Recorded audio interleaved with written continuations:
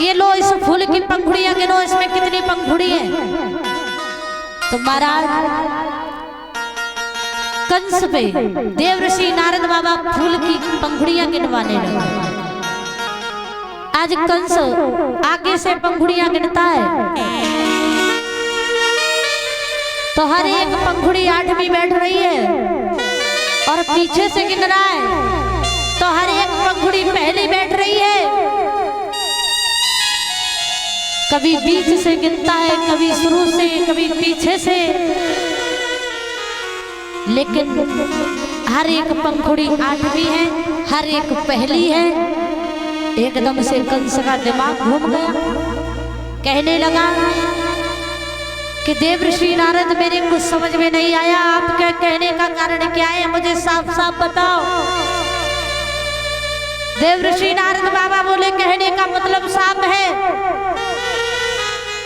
जिस प्रकार से इस फूल की पंखुड़ी पहली पंखुड़ी 8वीं जा रही है, 8वीं पंखुड़ी पहली आ रही है, इसी प्रकार से देवकी का पुत्र भी पता नहीं पहला पुत्र 8वां है या फिर दूसरा पुत्र 8वां है, कुछ भी नहीं पता है कौन सा पुत्र तुम्हारा काल है।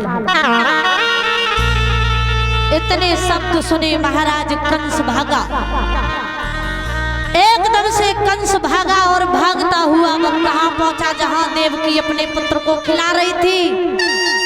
गोद में लिए हैं देवकी, कंस झपट करके गया, देवकी की गोद से बालक को छीन लिया, और जब बालक को भक्तों छीन लिया पर उस बालक को कंस ने इतनी तेज घुमाया, इतनी तेज घुमाया, और घुमा करके वह बालक जब शिला में छेद करके मारा है तो उस बालक के मांस के थितड़े थितड़े उड़ जाते हैं।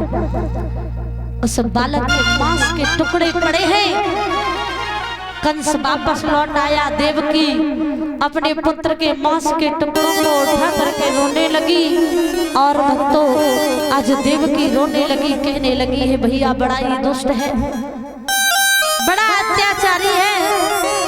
अरे पहले तो मुझे मोह बड़ा दिया, मेरे बेटा को पहले वापस कर दिया, मेरे हृदय में मोह जगाया, और उसके बाद मेरे पुत्र को मार दिया। बड़ा ही निर्मोही है।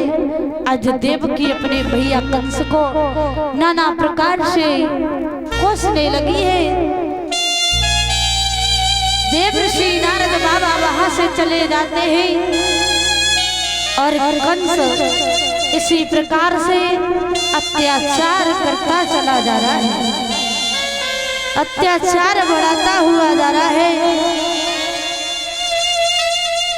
आज भक्तों श्री सुखदेव जी समझाते हुए बोले हैं, हे राजन परीक्षित, ऐसा ही नहीं है।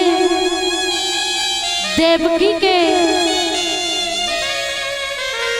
पहले पुत्र को कंस ने मार दिया, दूसरा पुत्र पैदा हुआ उसको भी मार दिया, तीसरा पुत्र जन्मा उसको भी मार दिया।